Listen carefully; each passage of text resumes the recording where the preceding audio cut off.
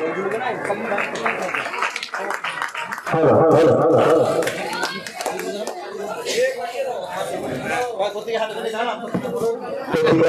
আমরা করবো। আর এই প্রতিজ্ঞা প্রকাশে যার হাত ধরে হবে আমাদের সকলের প্রাণীর মানুষ, এলাকার জনদরদী জনপ্রিয় সম্মাননীয় মন্ত্রী মাননীয় শ্রীযুক্ত বেচারাম মাতামাতা আজকের এই পত্রিকাটি সুবর্ণ জয়ন্তী উপলক্ষে স্মরণিকা প্রকাশ হয়ে গেল মাননীয় মন্ত্রী বেচারাম মহাশয়ের হাত ধরে। অত্যন্ত আনন্দ করা মুহূর্ত। সুবর্ণ জয়ন্তী বর্ষ এনজি হেজবুল্লাহ মাদ্রাসা শিক্ষা কেন্দ্র হরিপাল থানার অন্তর্গত হুগলি জেলা আমরা স্মরণিকা প্রকাশ করলাম মাননীয় মন্ত্রী মহোদয়ের হাত ধরে।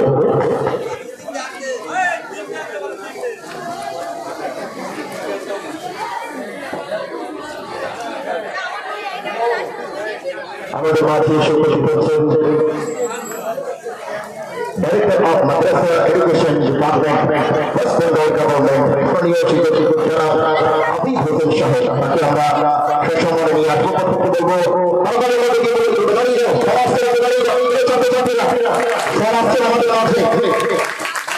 Director of Madrasa education government of West Bengal respected Abid Hossain সাহেব।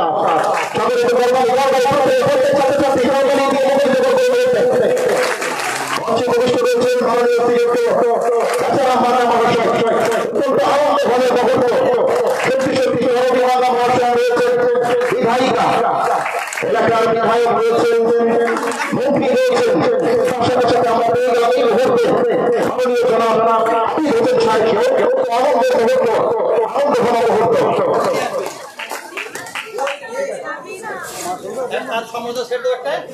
আমরা বরণ করে নেব আমাদের মাঝে ডাইরেক্টর অফ এডুকেশন। অত্যন্ত আনন্দের দিন আছে দিনটা, সুবর্ণ জয়ন্তী উৎসব মনোজ্ঞ পরিবেশ আমরা দেখতে পাচ্ছি।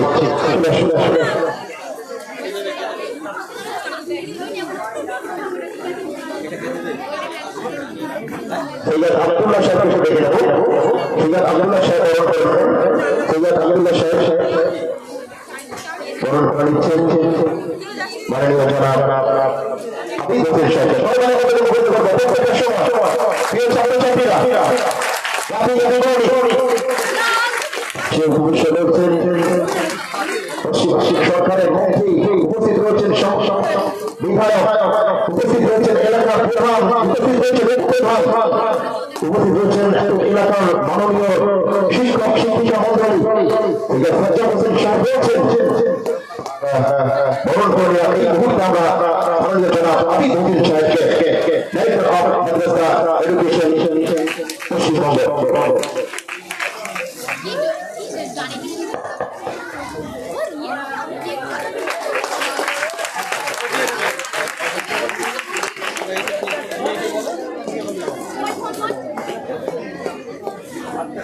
এখন স্বাগত ভাষণে জনাব সৈয়দ সজ্জা হোসেন সাহেবকে মাধ্যমে আমন্ত্রণ জানাচ্ছি।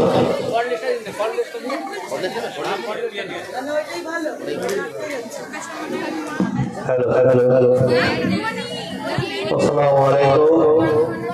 অর্থাৎ আপনাদের সকলের উপর মহান স্রষ্টা শান্তি বর্ষণ হোক।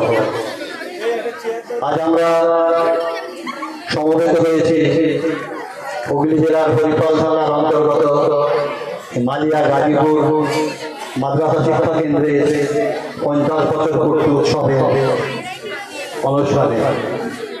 আমরা আনন্দিত, হুগলি জেলা গর্বিত, হুগলি জেলার শিক্ষক শিক্ষিকা শিক্ষাকর্মীরা গর্বিত।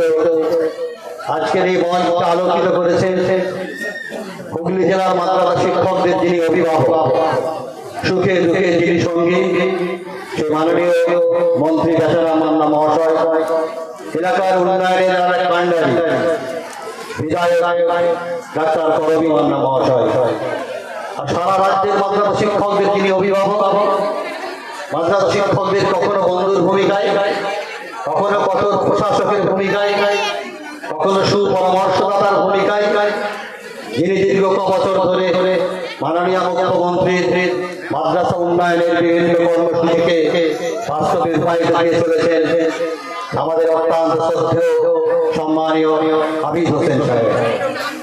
মঞ্চে উপস্থিত আছে হুগলি জেলার নক্ষত্ররা, যারা মানুষ গড়ার কারিগর, যারা সমাজ গড়ার কারিগর, বিভিন্ন মাদ্রাসার প্রধান শিক্ষক, প্রধান শিক্ষিকা, মুখ্য সম্প্রসারক, মুখ্য সম্প্রসারিকা উপস্থিত আছে। এই এলাকার জনদরদী, শিক্ষা দরদী, জাতি দরদী, দেশপ্রেমী আমার বন্ধুরা, এই বিদ্যালয়ের স্নেহের ছাত্রছাত্রীরা, বিদ্যালয়ের প্রধান শিক্ষিকা, সহশিক্ষিকা, সহশিক্ষক বন্ধুরা, সাথীরা, আমার মনে পড়ে যাচ্ছে 2009-এর কথা।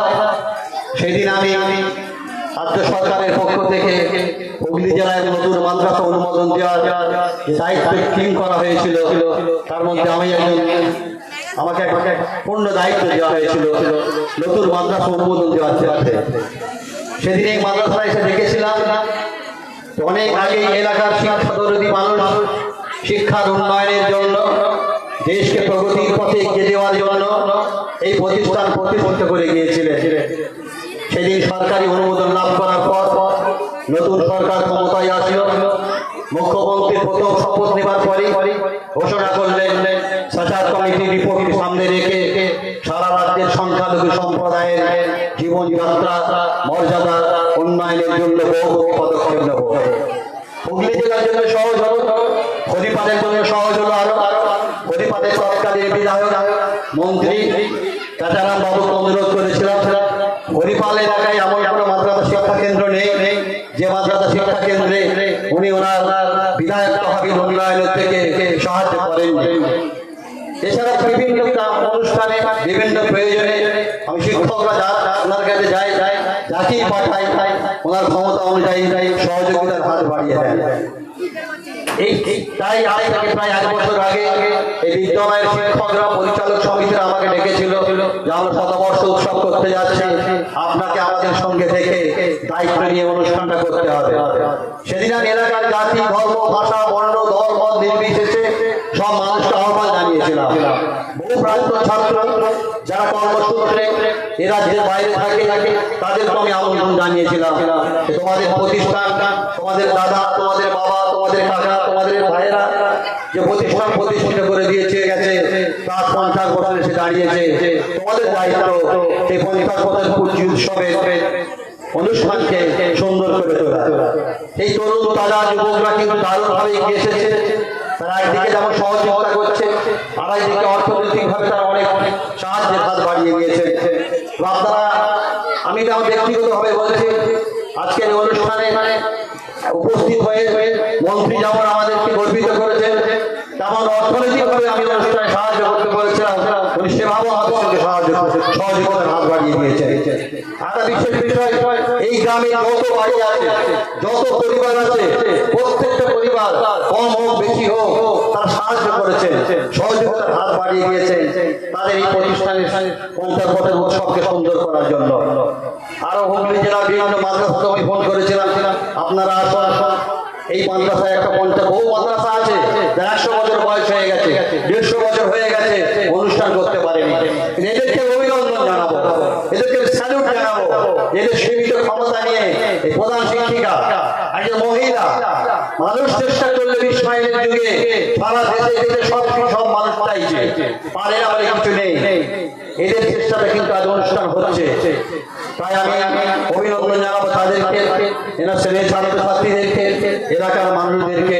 আমাদের মাদ্রাসা শিক্ষা ব্যবস্থা পরিকাঠামোগত উন্নয়ন যা ঘটেছে এই 11 থেকে নিয়ে 24 পর্যন্ত, স্বাধীনতার পর থেকে মাদ্রাসার পরিকাঠামোগত উন্নয়ন কিন্তু এত হয়নি। অভাব ছিল শিক্ষণীয় আইনি জটিলতায় আটকে ছিল, সেটাও কিন্তু শুরু হয়ে গিয়েছে।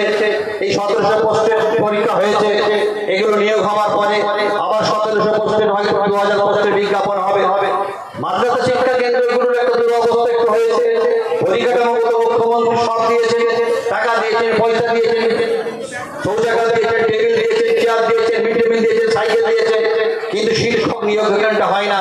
আমি মাননীয় মুখ্যমন্ত্রীর কাছে বিনীতভাবে আবেদন করব, আমাদের শ্রেষ্ঠ সম্মানীয় শিক্ষা অধিকর্তার কাছে আবেদন করব, এই রাজ্যে মোট 497টা মাদ্রাসা শিক্ষা কেন্দ্র আছে, আমার হুগলিতে 33টা মাদ্রাসা শিক্ষা কেন্দ্র আছে। এই মাদ্রাসা শিক্ষা কেন্দ্রে 2-4 করে শিক্ষক অবসর গ্রহণ করে ফেলেছে। এই ক্ষেত্রে নতুন পলিসি করে যদি শিক্ষক নিয়োগ হয়, যদি শিক্ষকদের পূর্ণ মাইনে নয়, এটা কন্ট্রাকচুয়াল বেসিসে চাকরি করে, খুব বেশি টাকা খরচ করতে হবে না।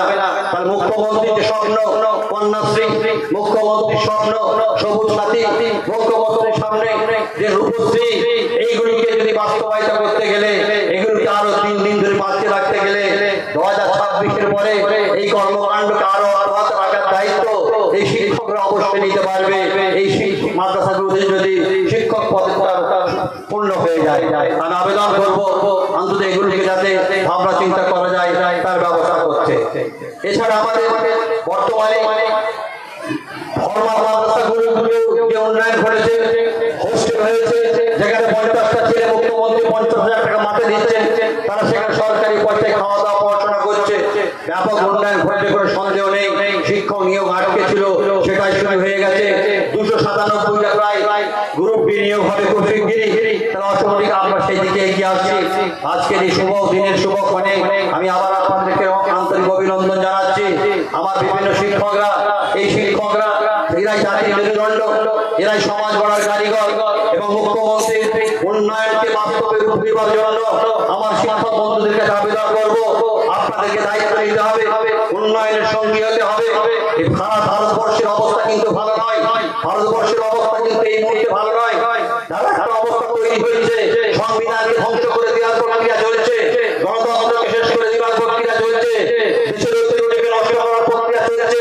এই বিরুদ্ধে মুখ্যমন্ত্রীর সঙ্গে লড়াই করতে পারেন, মঞ্চে নামতে পারেন, মাঠে নামতে পারেন আমার এই শিক্ষকরা, শিক্ষিকা বন্ধুরা।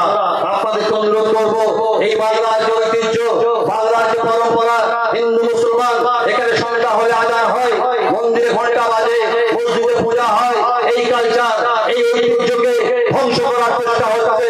তার বিরুদ্ধে এই মুখ্যমন্ত্রীর ভাবনা চিন্তাকে আরো বাস্তবায়িত করার জন্য আমার শিক্ষক বন্ধুদেরকে এগিয়ে আসতে হবে, বাস্তবে রূপ দিতে হবে।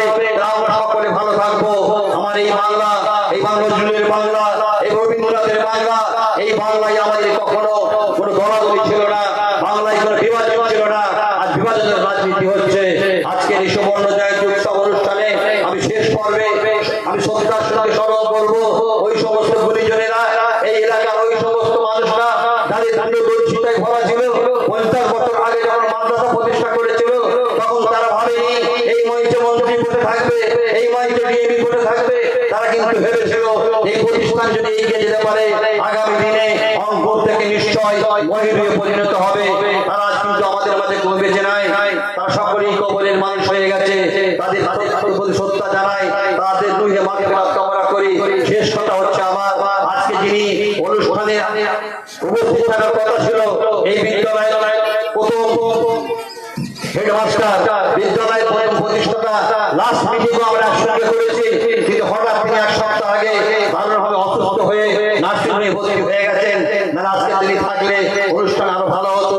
আমরা তার দীর্ঘায়ুর জন্য, সুস্থতার জন্য কামনা করে আপনাদের সকলকে অনুরোধ করব, আমাদের এই অনুষ্ঠানের যদি কোনো ভুলভ্রান্তি হয়, আপনারা আমাদেরকে ক্ষমা করে অনুষ্ঠানকে সর্বাঙ্গীন সুন্দর করে তোলার জন্য সহযোগিতা করবেন।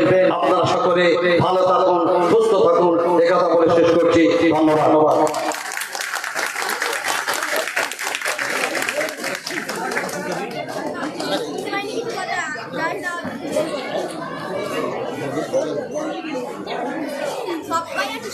আমরা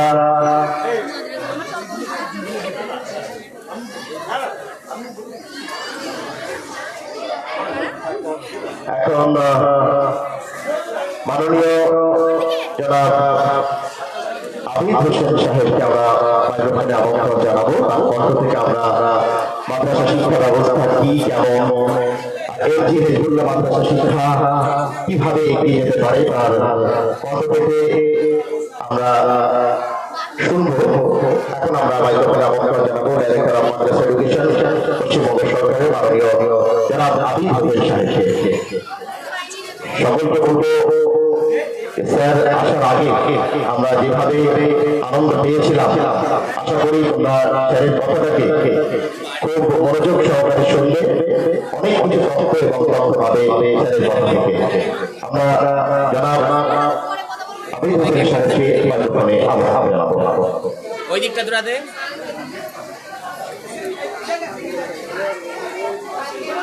এক লাইন করে দে, ওদেরকে বল লাইন করে দে।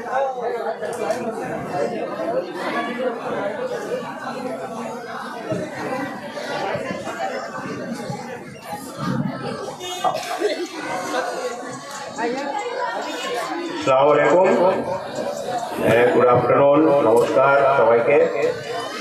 মঞ্চে উপস্থিত আছেন পশ্চিমবঙ্গ সরকারের মাননীয় মন্ত্রী শ্রী বেচারাম মান্না মহাশয়, উপস্থিত আছেন এলাকার মাননীয় বিধায়িকা শ্রীমতী কাবেরী মান্না মহাশয়া,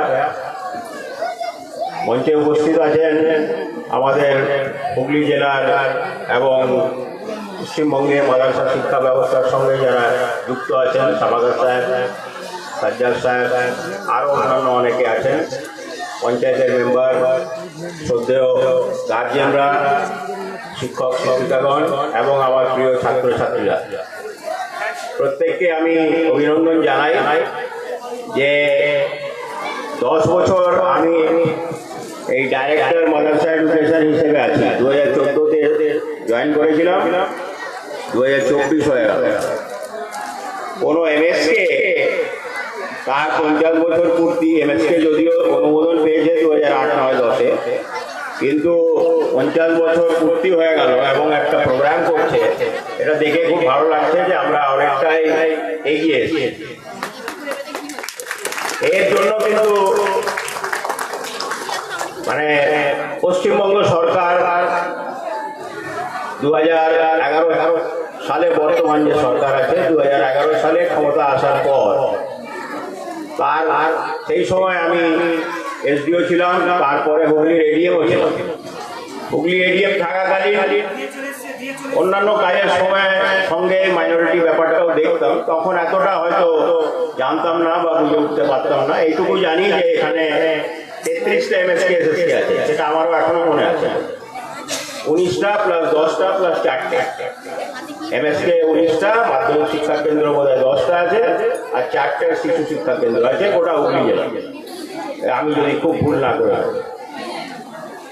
একটা জিনিস বলতেই হয়, আজকে বলতে আমি হয়তো খুব নিজেকে গর্ববোধ করছি যে পশ্চিমবঙ্গে, গোটা পশ্চিমবঙ্গ এলাকাটা, সব জেলা, আমাদের মাননীয় মুখ্যমন্ত্রী কিন্তু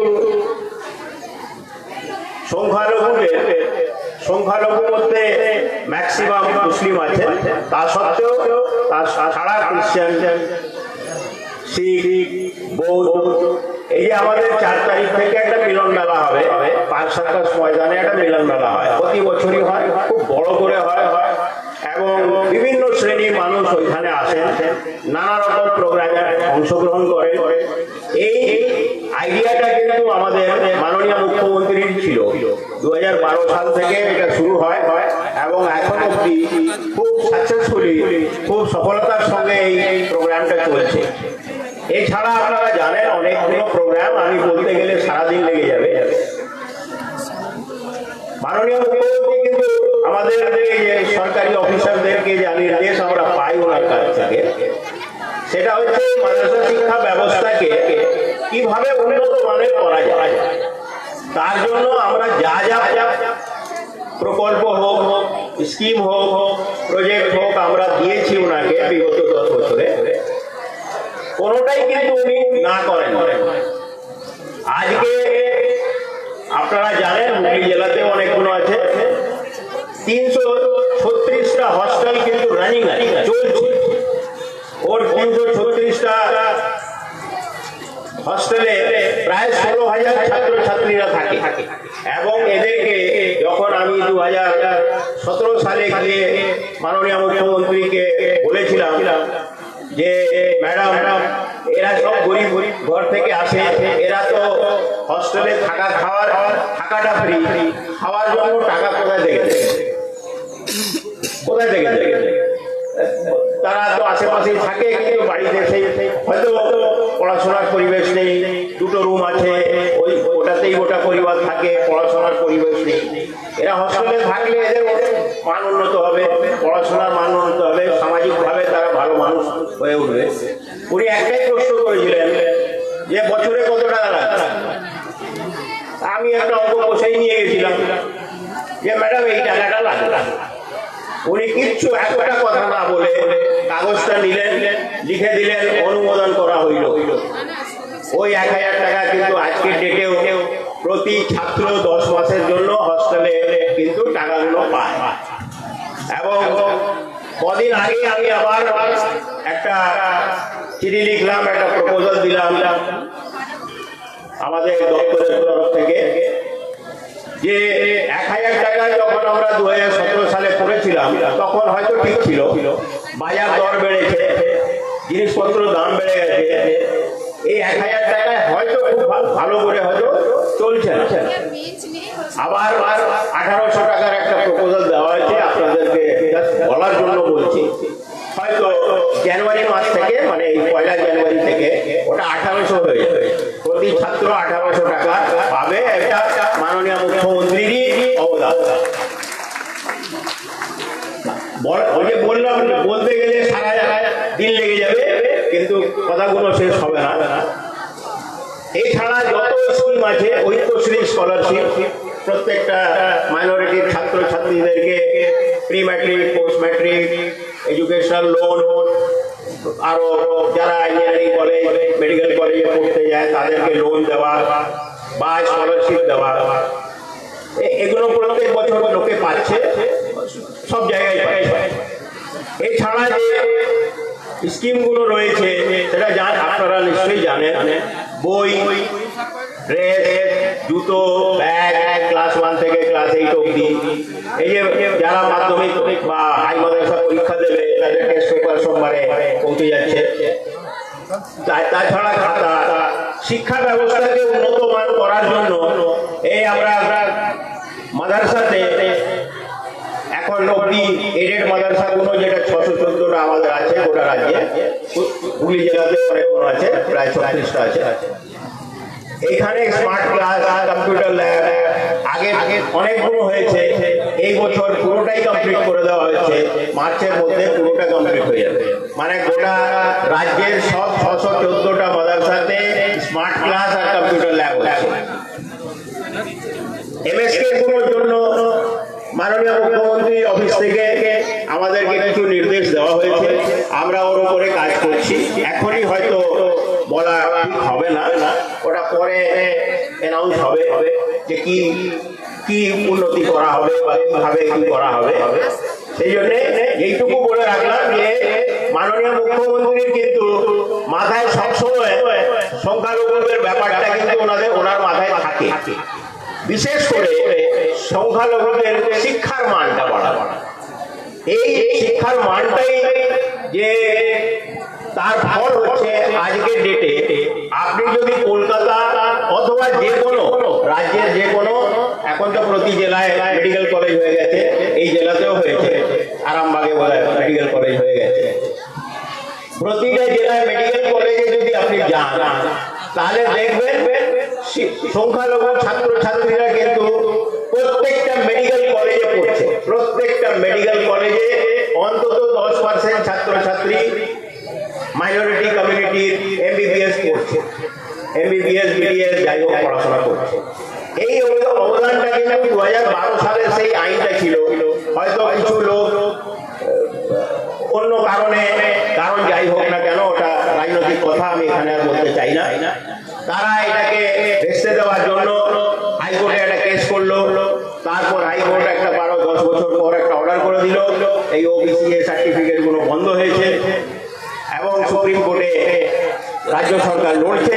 আগামী 9 জানুয়ারি তার ডেট আছে। আশা করি আমরা আল্লাহর কাছে দোয়া করছি আমরা যে স্টে আমরা পেয়ে যাব, যাতে ওবিসি এই ক্যাটাগরি গুলো আবার ফ্যাসিলিটি গুলো পেতে শুরু করে। সেই জন্যই কিন্তু অনেকগুলো রিক্রুটমেন্টও বন্ধ আছে ওই ফাইসলাটা না হওয়ার জন্য। আমি যেটা বলতে চাইছি যে মাননীয় মুখ্যমন্ত্রী কিন্তু মানে কোনো মুহূর্ত এরকম নেই, কোনো দিন এরকম নেই, কোনো ক্যাবিনেট মিটিং এরকম হয় না, আমরা তো ওনার খুব কাছাকাছি থাকি, আমরা তার কথাগুলো বুঝতে পারি যে উনি কিন্তু প্রত্যেকটা মুহূর্তে এই পশ্চিমবাংলার মানুষ যারা আছে 9 কোটি 10 কোটি মানুষ, তার মধ্যে প্রায় 2.5 কোটি সংখ্যালঘু, 2.5 কোটি সংখ্যালঘু না বলে উনি কিন্তু 2.5 কোটি মানুষ ভাবেন। 2.5 কোটি মানুষ যার প্রত্যেকটা জিনিসের উপরে অধিকার আছে, যার প্রত্যেকটা ফ্যাসিলিটির উপরে অধিকার আছে, যার প্রত্যেকটা বেনিফিটের উপরে অধিকার আছে, সরকারি যত সুযোগ সুবিধা যা যা অন্য সবাই পাবে সেটা এই 2.5 কোটি মানুষও পাবে। এই চিন্তা ভাবনা ওনার থাকে এবং বিশেষ করে কিছু স্কিম থাকে, এটা আমাদের সংবিধানেই লেখা আছে যে কোনো সম্প্রদায়কে, কোনো ক্যাটেগরিকে, ডিসেবলড মহিলা এদের জন্য যদি কিছু স্পেশাল বেনিফিট দিতে হয়, SC ST, তাহলে সেটা দিতে হয়। সেটা আমাদের মাননীয় মুখ্যমন্ত্রী সবসময় ওনার লক্ষ্য এর উপরে থাকে।